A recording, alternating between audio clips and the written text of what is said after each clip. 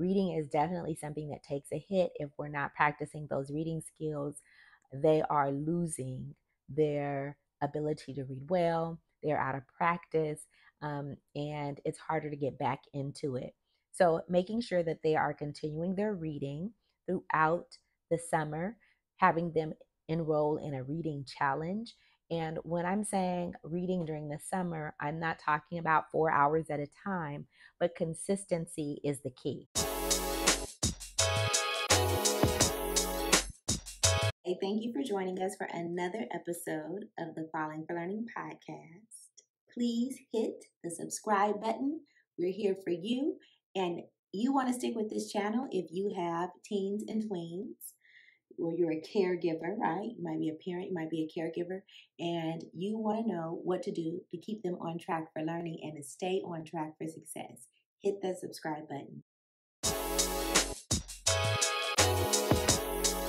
I am so glad that you have joined us today. This episode is about keeping your kids learning while having fun over the summer. And this specifically talks about the teens and the tweens. Today, we have an exciting episode because it's filled with information about how you can ensure that your child is positioned for having a learning advantage.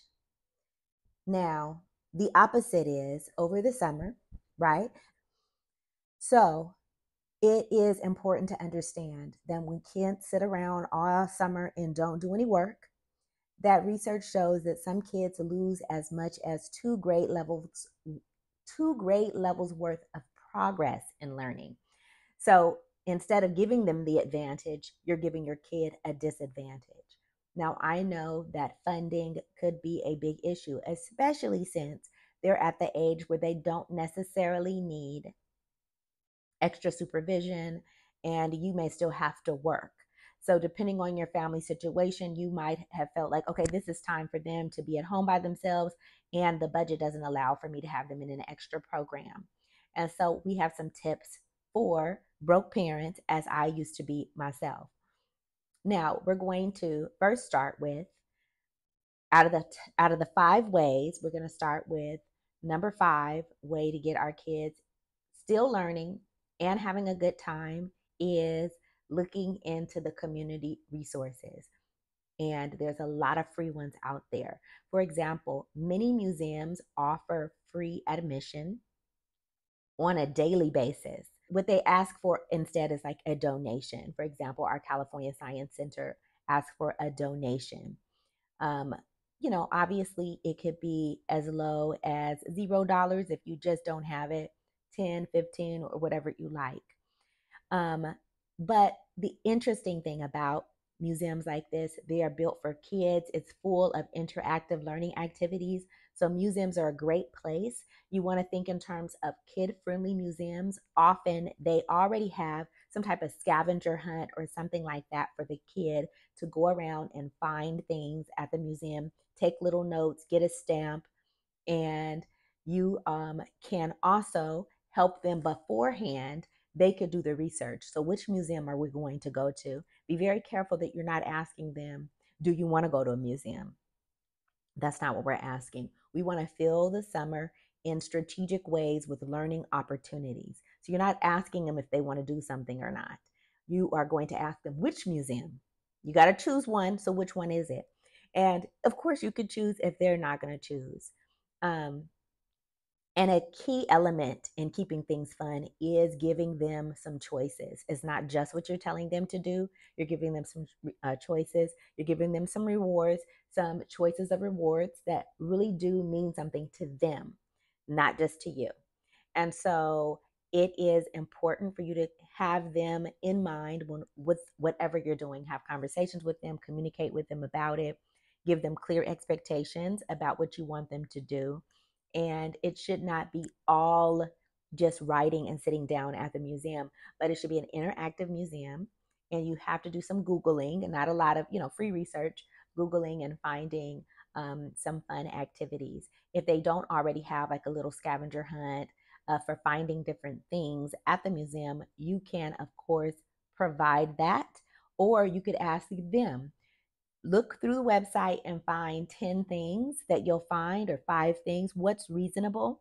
You may be at the museum for 2 hours. And so maybe it's not 15 things, maybe it is 5 things, and then they could just explore the rest of the time. But you want them to be able to tell you and articulate different things about what they've seen and what they learned. So that's key.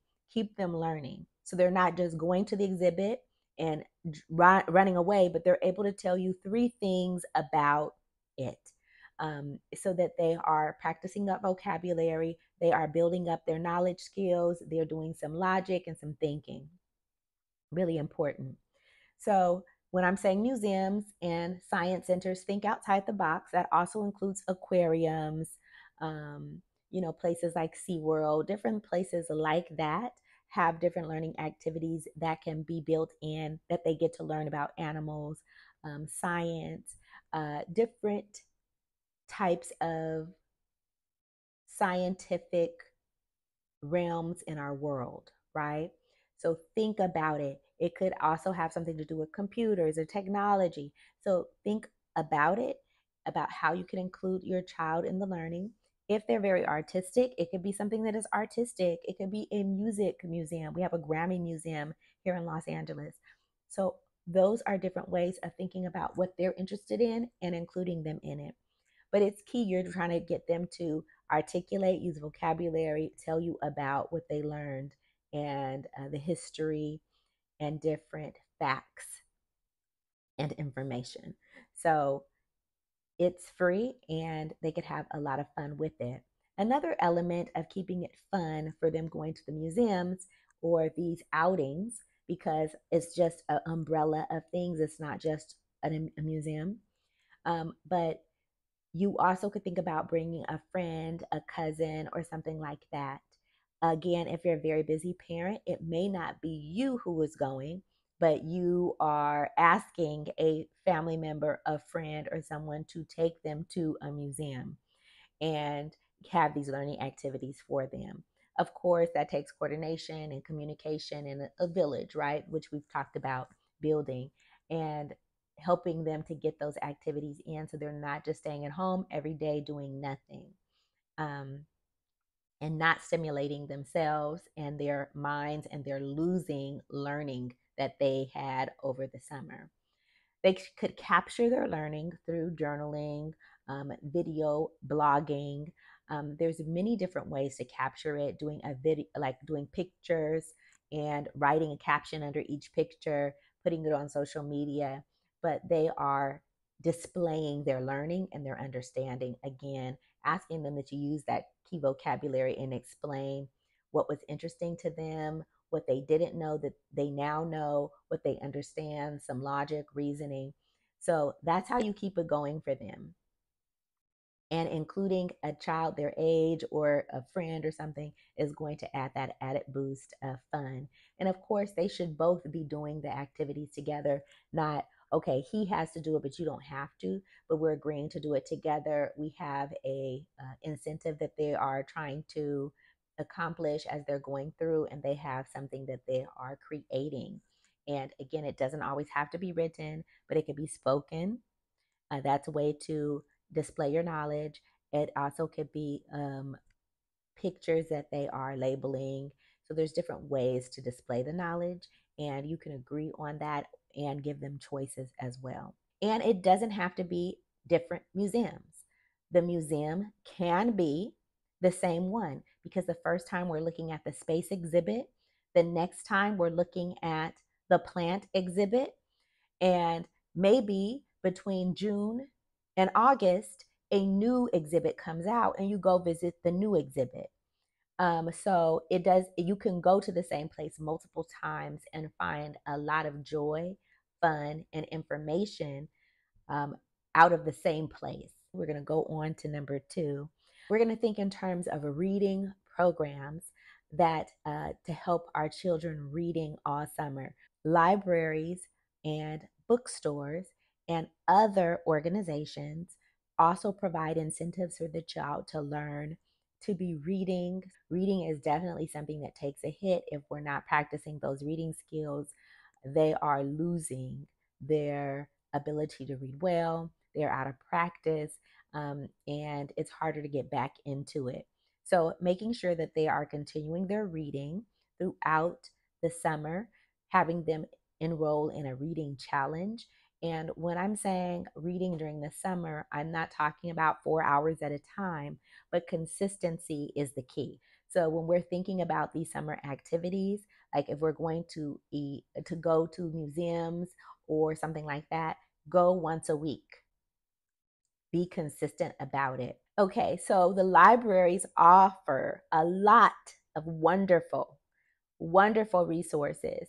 They give you book lists, and they also have reading incentive programs. They also have people who will read with you or to you, your child. They have a lot of online resources now too, but a library is a great place to go to during the summertime. My mom used to have us go to the summer program at the library. Now, different libraries offer different things. Now, maybe it is going to be something that is 2 hours or 1 hour. Maybe it's longer. Again, think about if there's someone who can help take them to that library or something like that. So think about your village and who you could work with. Again, thinking about consistency, going once a week to the library, checking out books, having a reading time that is every day, 30 minutes when you get home from work, maybe they're reading, or 30 minutes in the morning. You decide on a time and have some consistency. And as they're reading every day and they're able to explain to you, again, displaying their knowledge, drawing pictures of it. And I'm talking about older kids. They could draw pictures of it, they could label pictures, they could create little comic strips of what they've read. So all these things help make sure that they're displaying their knowledge and they're not pretending to read. Now, sometimes that's an issue, pretending to read. So I do have kids read aloud, and you can have them read aloud for 10 minutes and then do silent for a little bit, or you could have them read aloud the whole time. You don't want to make it punitive. Please don't find yourself arguing with them, but you do want to keep them consistent with their reading. And so give them that expectation and giving them predictable time when you want them to read. And you'll be there helping to monitor them, even if you are washing dishes, cleaning up, cooking, whatever, and they are reading to you for a couple of minutes. Give them some time to talk about what they've read about. So they're not just reading, but they're also processing the information by explaining what they've read, why it was important, what was funny, what was exciting, what was boring, what they really thought didn't make any sense, and how the writer wrote something. Now, think outside of the box. I'm always going to say this: it does not have to be a storybook.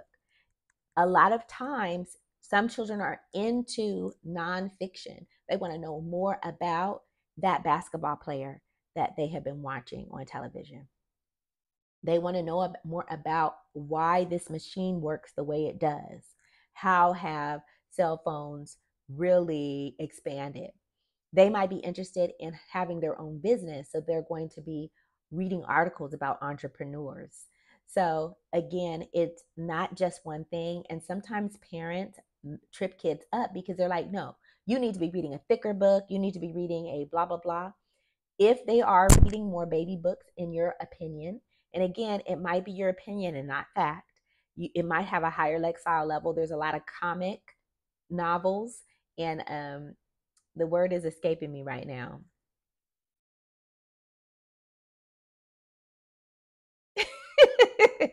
Whatever the novels are with the comics in it, I'll come up with the name later on. That still may have a higher lexile level. Lexile is how they measure the how hard a reading text is, um, or difficult to read, the type of vocabulary that is in it. So it might be your opinion, but give them some time to read what they want to read, even if you think it's a baby book or too easy. So compromise with them. Also allow them, say, okay, well, I also want us to read a little bit about the election together because I heard you, you showed me something on TikTok about the election that I thought was interesting. can we read this article together? And again, if you're finding some resistance from your kids and getting some of this done, make sure it's you doing it with them and you doing it with them in a fun and engaging way. So taking turns, even using voices. Some of the things they did when they were younger, you could do it in a different way, but do it on their level. Like you could still have fun reading with them. Like you could just use a British accent if you want to, just to be silly, but you're reading it and you're or doing it like a reporter. But not the babyish way, but a funny way that is still getting to the work and giving them lots of compliments and encouragement. And if they're feeling frustrated, because we know our teens and tweens are dealing with those hormones, the hormones and emotions, and sometimes they're just not into it, and say, okay, well, we could come back and do this later on. But this is something that we need to do.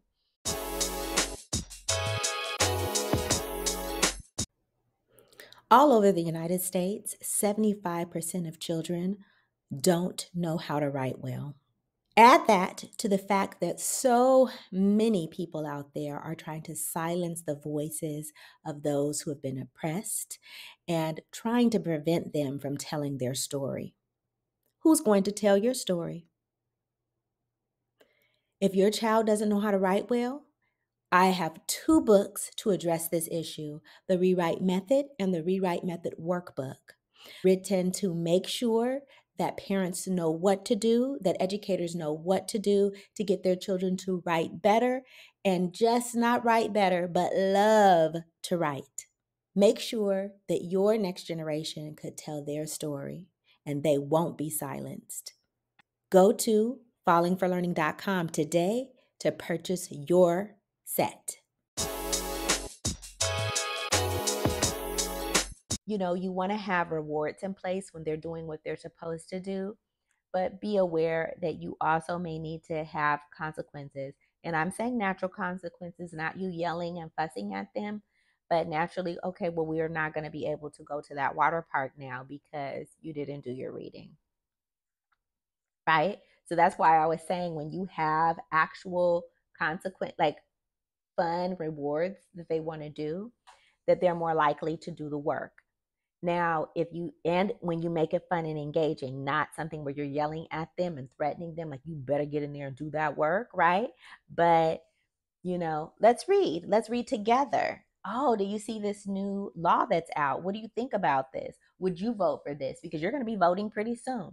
So, having conversations with your child will really help to open them up to continue learning, making it fun. And if they're having a hard time, so we'll come back later and we'll read. I'll give you some time to relax. I don't want you to be upset. This is supposed to be fun and engaging. I want to spend time with you and, take a break, but don't try to force it because that's going to lead to them just forgetting it the rest of the summer, right? So you don't want to burn that bridge. You want to keep working with them and know that sometimes they're just not in a good mood or they're really kind of cranky, but still hold them accountable. Don't argue with them. Say, okay, well, you're not going to do it right now. And then if that happens a lot, then you're like, okay, well, we're not going to this. We're not going to that. I just want you to read. I want you to continue to grow and get better and not argue with them. Okay? Because it may be difficult, but hopefully not if you're doing it with them and you're having a fun time with them. The next thing, having some type of project that they're working on. So the project is something that's real tangible that they're creating. So it could be something, and I'm going to take it right to the internet world or virtual world. They could be coding. They could be working on coding and creating a coding project or an app or something like that. They could also be building something real, again, like I said, tangible, concrete, such as, uh, you know, organizing, shelves, building shelves for the garage. And that could be simple as far as, buying a shelving kit that they put together, IKEA or something like that, right?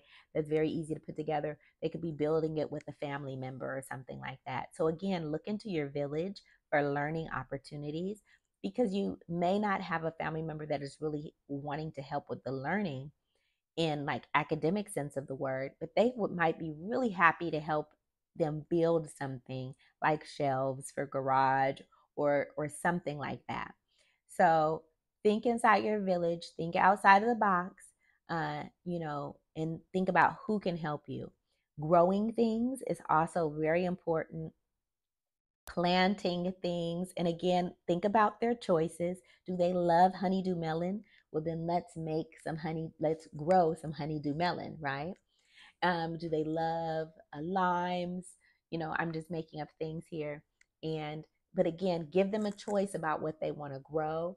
And it does not matter if you have a big backyard or front yard or whatever, that you could just get little pots, put it in the windows, put it on your porch or something like that. So there's ways to get this done in big areas and small areas. Again, part of it is learning, measuring the growth, reading about what do watermelon need. Like, we're growing watermelon, does it need watering every day? Does it need watering every other day?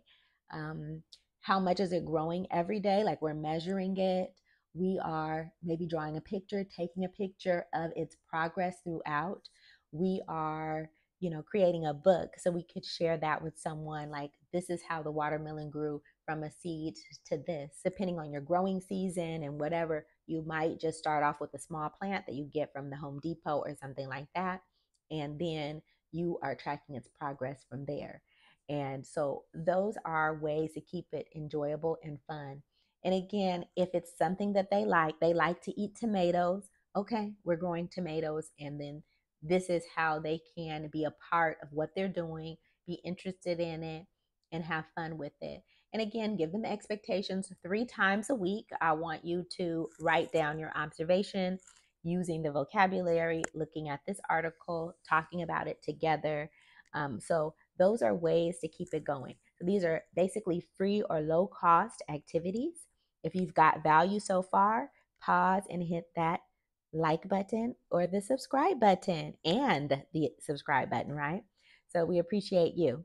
We're going to go on to our number 3. So we have talked a lot about outside activities that get kids up and moving, tangible projects, resources of the library. But what I want to shift to right now is talking about how they have free online learning resources. So more real concrete academic activities. You should have like an ending report card or something, or been talking to the teacher to know what was a challenge for your child, right? And then you could work on that. You could also use resources such as IXL Learning, and there's also Khan Academy, that they have these activities that they do a type of diagnostic, and they help a child with working on particular skills for math and reading. And we've talked about science and also social studies. So you may have to pay for those, but there is a free version of Khan Academy that you could use. So really take a look at those resources that are available. And again, little short bursts of time with consistency. So 5 days a week, I want you for 30 minutes doing your work on Khan Academy, working on your math. Again, if you have some resistance, do it with them. Talk to them about it together. Don't just send them off to the corner, threatening them that they better do it. But going in and working with them is going to make a big difference in how much they are bought into the progress and the process, and have conversations about what they need to be working on and how they feel and how this is working for them. And again, looking into your village, is there someone that maybe could tutor them one-on-one in person in exchange for something else? Or maybe they just need volunteer hours, or they like to do it. Think about it. As when I was a kid, my mom and my aunt had a tutoring program called Tutoring for Educational Excellence, and we helped people read. And we did tutoring, and it was free. So you again may need to do some Googling or some searching in your neighborhood. Go on that nosyneighbor.com. That's what my mom calls it. Nosyneighbor.com. Anyway, it may not be nosy neighbor, but whatever. Neighbors.com, I think it is. You can ask, are there resources, free programs, so that you can, again, make sure that your child is doing what they can. I also want to point out, and I just thought about it, the vacation Bible school. A lot of places have a vacation Bible school. I think it's usually in the evening, but that's also a learning resource because they are going to be reading, interacting, and they could really have a good time with that. So check that out. They could go to one vacation Bible school or several, I don't know. Check it out and see. Many programs, many museums also have programs for kids to be learning, like they have a little summer camp or something like that. And often they have scholarships program. So maybe the scholarship program is 100% free, or maybe you pay, 50% of the cost. Take a look and see. Because there are resources out there if you have a little bit more of a budget to spend. The programs like the reading program or the math program through Khan Academy or some type of learning program that's already set up. Again, being consistent is key. Talking about their progress, talking about how they feel, and seeing how they're moving forward. Now, sometimes kids try to cheat that system, so you got to make sure you got to keep your eyes on the prize too. They might just click through and not even try, and then you don't really see the progress. So you want to make sure you're locked into what they're doing and talk to them about that. Like, yeah, you can cheat yourself because that's what they're doing is cheating themselves. Them not taking it seriously and just clicking through is going to waste their time and they're not going to get the progress that they deserve. So talk to them about showing up for themselves, right? That these skills and strategies and resources they're going to need for themselves as they carry themselves forward as adults, as they are maturing, as they are trying to find their purpose and their talents. So take it seriously. And you're only asking for them for 30 minutes. And maybe your kid is way behind. That might be the case. But that does not mean that they're a machine that needs to work 9 hours a day on academics during the summer. The consistency is going to help them make steady progress and it's going to be digestible. It's going to make sure that they can do 30 minutes for the long term and not 9 hours for one day, 9 hours for the next day. And after that, they're refusing to work.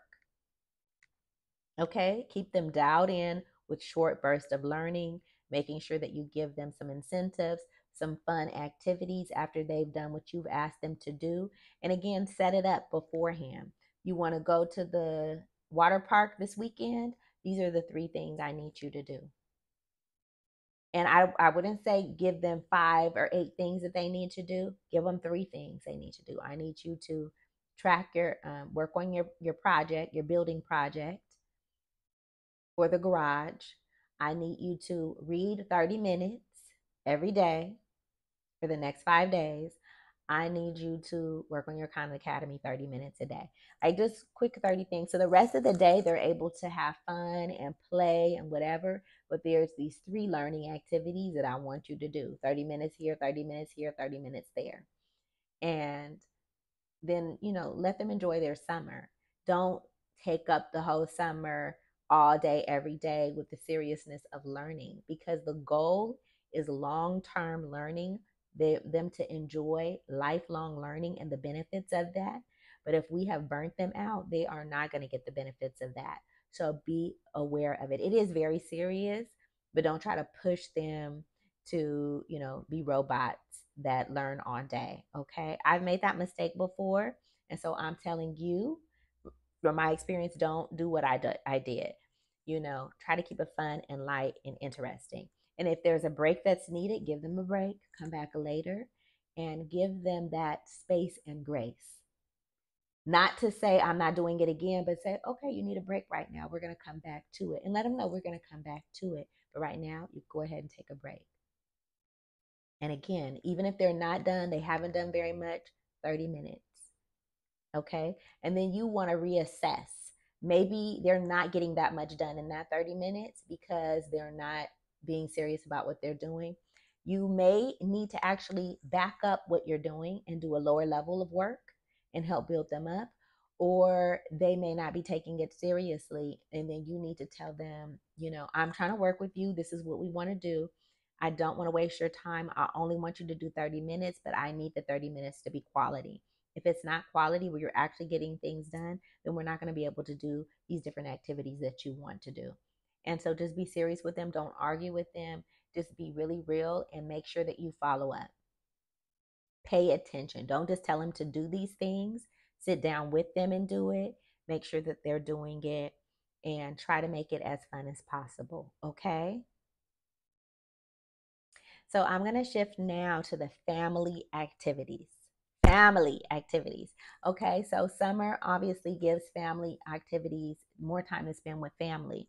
So, one thing, again, I brought up earlier, the National Park Service lets fourth graders go to all the national parks for free, and some states even extend that to state parks too. So again, find out if that is possible for your family and that makes any sense. If you guys are able to do that, that's an opportunity available for you. And then you want to think about how you can set up some summer travel for each other. Again, it could be road trips. You're driving up to that state park or that national park and doing a little hike, or just staying overnight one night or more. Just figure out how you could have some little fun drops into the summer. Um, and again, adding a learning element such as a video blog, writing a blog, doing a picture with, captions they could put on social media. They could write about it. They could have a travel book that they're creating for the summer. And again, keep it consistent. It could be once a month. It could be once a week, once every 2 weeks. Keep it consistent. Thank you so much for joining us. We appreciate you. And we are going to help you keep your kids on track for learning and stay on track for success. Thanks again for supporting the Falling for Learning podcast. New episodes go live every Saturday at 5 p.m. You can watch us on youtube.com at Falling for Learning, or listen on all major podcast platforms such as Apple, Google, Audible, Spotify, and much more. For more resources, visit fallinginlovewithlearning.com. We really appreciate you. Have a wonderful week.